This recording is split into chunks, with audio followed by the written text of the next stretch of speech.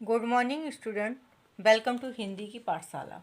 बच्चों, इस वीडियो में मैं आपके 12th बोर्ड एग्ज़ाम के लिए वन शॉट रिवीजन लाए हैं और आगे भी हम अपने वीडियो में कई ऐसे वीडियो लाएंगे जिसमें हम आपका सिलेबस जल्दी जल्दी कंप्लीट करवाते जाएंगे। तो बच्चों, हम पढ़ा रहे हैं आपको गद्यखंड। तो गद्यखंड में हमने पहला आपका लेसन करवाया है भक्तिन। इसकी हमने व्याख्या आपको करवा दी है और अब हम आपको इसके प्रश्नोत्तर एक बार जल्दी से रीड करवा देते हैं। तो पहला प्रश्न हम देखते हैं। भक्तिन अपना वास्तविक नाम लोगों से क्यों छुपाती थी? भक्तिन को यह नाम किसने और क्यों दिया था? भक्तिन का वास्तविक नाम लक्ष्मी था। लक्ष्मी अर्थात धन की देवी, किंतु ऐश्वर्य और समृद्धि सूचक नाम के अनुरूप उसका जीवन नहीं था। अर्थात वह बेहद गरीब थी, इसलिए वह लोगों के कहावतों से बचना चाहती थी, जैसे कि नाम बड़े दर्शन छोटे। तो इसलिए वह अपना नाम छुपाती थी और लक्ष्मी नाम उसे उसके माता पिता द्वारा दिया गया था।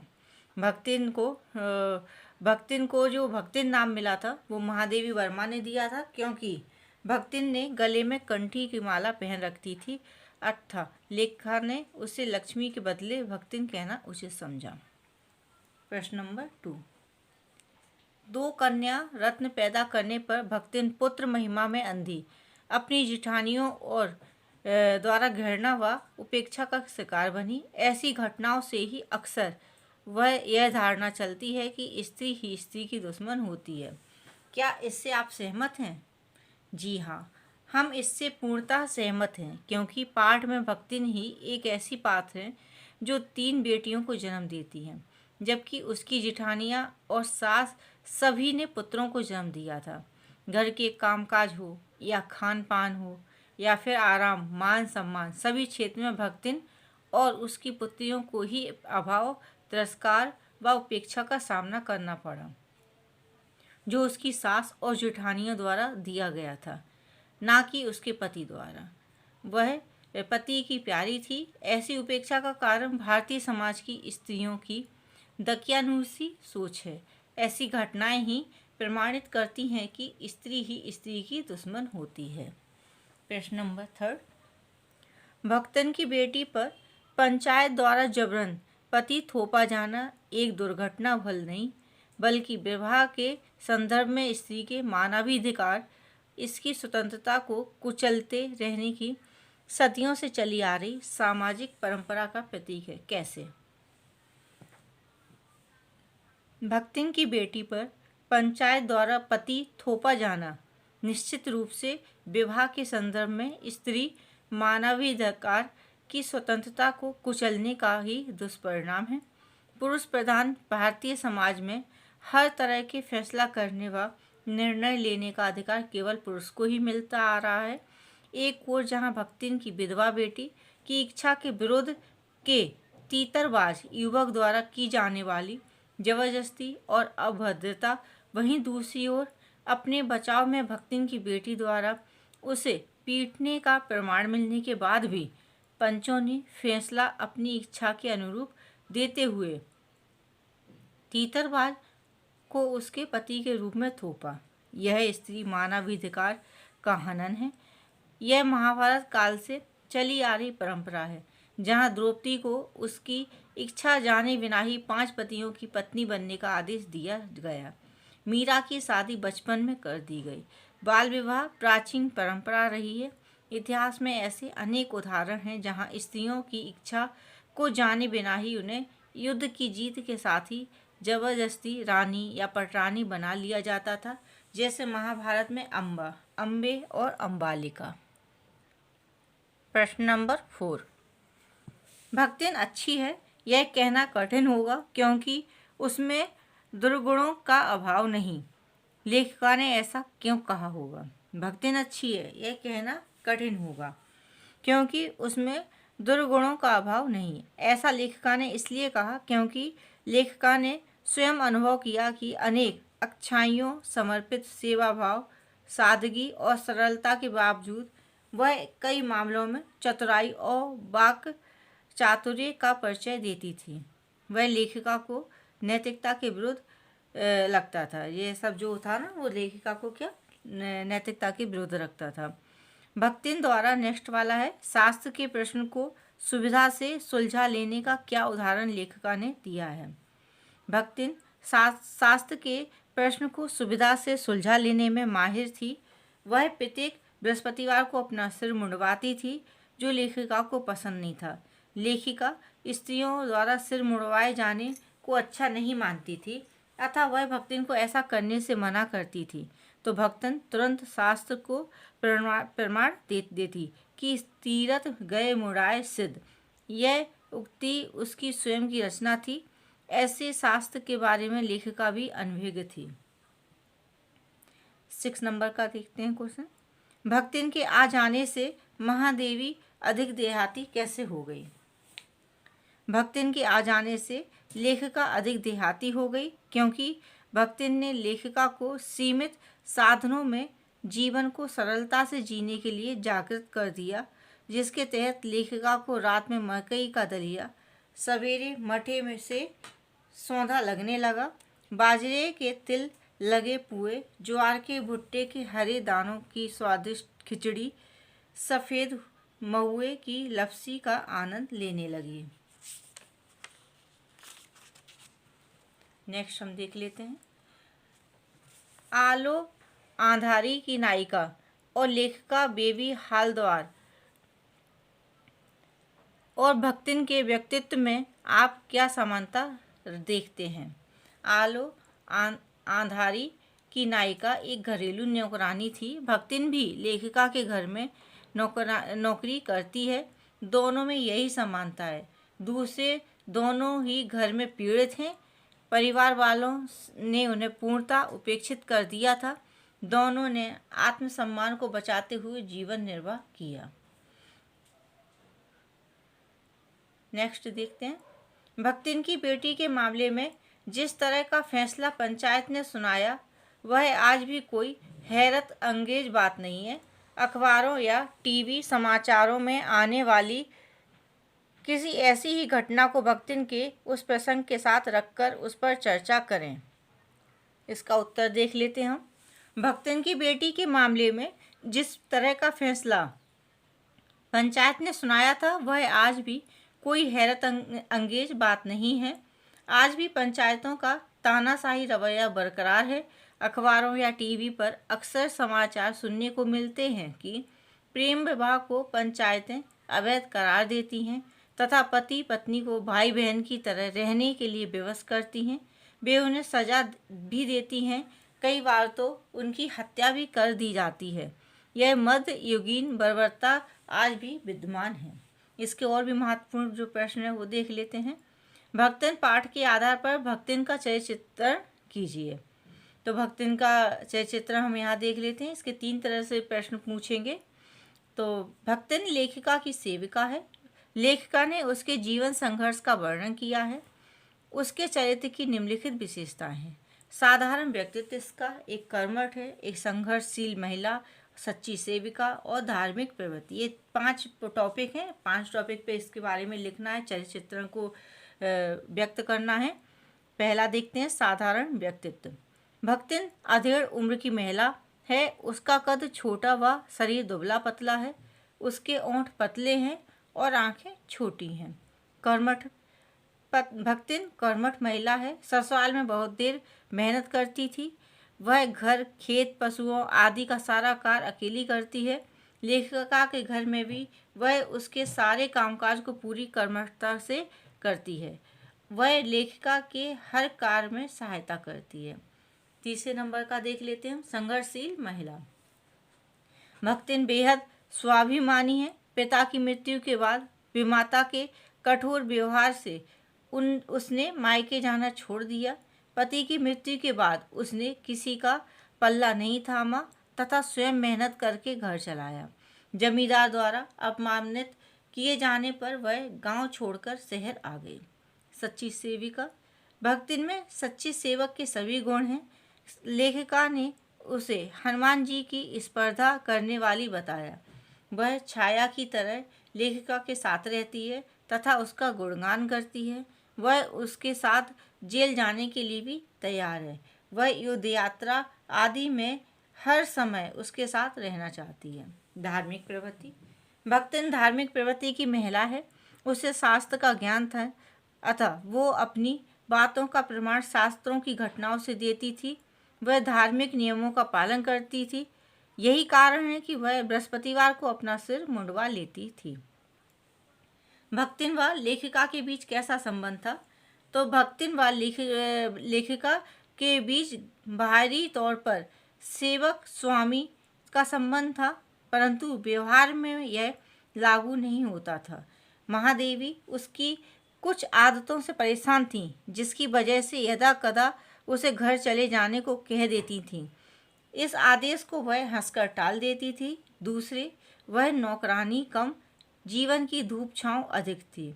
वह लेखिका के घर की छाया बनकर घूमती थी।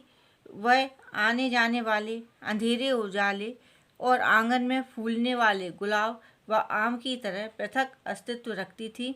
हर सुख दुख में लेखिका के साथ रहती थी। इसका 3rd नंबर का भी प्रश्न हम देख लेते हैं। महादेवी ने भक्तिन के जीवन को कितने परिच्छेदों में बांटा है? तो महादेवी ने जो ये भक्तिन लेसन लिखा है, इसके जो जीवन के जो टाइम है जीवन का, उसको कितने परिच्छेदों में बांटा है? तो प्रथम विवाह से पूर्व, द्वितीय ससुराल में सधवा के रूप में, तृतीय विधवा के रूप में, चतुर्थ महादेवी की सेवा में। फिर 4th नंबर का देख लेते हैं हम। भारतीय ग्रामीण समाज में लड़के लड़कियों के किए जाने वाले भेदभाव का उल्लेख कीजिए। भारतीय ग्रामीण समाज में लड़के लड़कियों में भेदभाव किया जाता रहा है। लड़के को सोने का सिक्का माना जाता है तो लड़की को खोटा सिक्का। यही कारण है कि भक्तिन के साथ ससुराल में बहुत बुरा व्यवहार किया गया। उससे घर भर के कठिन काम करवाए गए। उसकी लड़कियां भी गोबर थापती नजर आती थीं, जबकि लड़कों को जन्म देने वाली उनकी सास और जेठानियां आराम से बैठकर बातें फोड़ती थीं। उनके काले कलूटे बच्चे राव और मलाई खाते थे। भक्तिन और उसकी लड़कियों को काले गुड़ की डली के साथ चना बाजरा चबाने को मिलता था। 5th नंबर का, भक्तिन के आधार पर बताइए कि हमारा समाज विधवा के साथ कैसा व्यवहार करता है। भक्तिन का अतीत परिवार और समाज की किन समस्याओं से जूझते हुए बीता है? पाठ के आधार पर उत्तर दीजिए। भक्तिन पाठ को पढ़कर पता चलता है कि हमारा समाज विधवा को अपना शिकार मानता है। कोई भी व्यक्ति, चाहे वह अपना हो या पराया, उसके साथ सम्मानपूर्ण व्यवहार नहीं करता। भक्तिन के जेठ और जेठौत उसकी घर संपत्ति को लूटकर उसे पंगु बना देना चाहते हैं। उसकी लड़की के विधवा होने पर तो वे उसे नोचकर खाने के लिए भी तैयार हो जाते हैं। परिवार वालों के एक तीरथबाज युवक को विधवा पर धावा बोलने के लिए प्रेरित करना घृणित व्यवहार है। इसमें पुरुषों के साथ महिलाएं भी सम्मिलित हैं। यहाँ तक कि गांव की पंचायतें भी विधवाओं की लाज की रक्षा नहीं कर सकती। वे भी विधवाओं के लिए बेड़ियां तैयार करती हैं। 6 नंबर का, भक्तिन प्रखर तर्कशाली थी, प्रमाणित कीजिए। भक्तिन वाक्पटुता में बहुत आगे थी। पाठ के आधार पर उदाहरण देकर पुष्टि कीजिए। भक्तिन तर्कपटु थी। वह जिस बात को मानती थी उसे पूरी सख्ती से कहती थी। उसे कहा गया कि वह घर में इधर उधर रखे पैसे को मटकी में क्यों डालती है, यह चोरी है। भक्तिन ने इसे चोरी नहीं मानती, वह इसे पैसे संभालना मानती है। इसके लिए वह तर्क देने को तैयार हो जाती है। वह अपने केस मुंडवाने को लेकर भी शास्त्रों का हवाला देती है। इसी प्रकार पढ़ाई लिखाई से बचने के लिए भी अचूक तर्क देती है। हमारी मालकिन रात दिन किताब में गड़ी रहती हैं। अब मैं भी पढ़ने लगूं तो घर गृहस्थी कौन देखेगा। इस प्रकार भक्तिन अपने पक्ष में तर्क देना बखूबी जानती है। 7 नंबर का, 2 कन्याओं को जन्म देने के बाद भी भक्तिन पुत्र की इच्छा में अंधी, अपनी जेठानियों की घृणा एवं उपेक्षा की पात्र बनी रही। इस प्रकार के उदाहरण भारतीय समाज में अभी भी देखने को मिलते हैं। इसका कारण और समाधान प्रस्तुत कीजिए। इसका भी हम आंसर देख लेते हैं। तो इसमें एक तो कारण आएगा, एक समाधान आएगा। इस तरह से इसको आंसर देंगे इस प्रश्न का। तो कारण देख लेते हैं पहले। यह समस्या भारतीय समाज में आज भी व्याप्त है। लोग पुत्र को महत्व देते हैं और पुत्री को खोटा सिक्का मानते हैं। कारण यह है कि पुत्र कमाऊ होता है, वह माता पिता के संग रहता है और बुढ़ापे का सहारा होता है। सबसे बड़ी बात, समाज में पुरुष अधिक शक्तिशाली और स्वतंत्र है। इसकी तुलना में कन्याओं को दबाया जाता है, उन्हें अशिक्षित रखा जाता है। अब हम इसका समाधान भी देख लेते हैं क्या है। कन्याओं को पढ़ाना तथा उन्हें नौकरी या व्यवसाय में आने देना ऐसे उपाय हैं जिनसे यह समस्या कुछ सीमा तक समाप्त हो सकती है। सबसे बड़ा उपाय यह है कि हम लड़का लड़की को परमात्मा की संतान मानकर उनके साथ एक समान व्यवहार करें। ठीक है, अब इसका हम नेक्स्ट क्वेश्चन भी देख लेते हैं।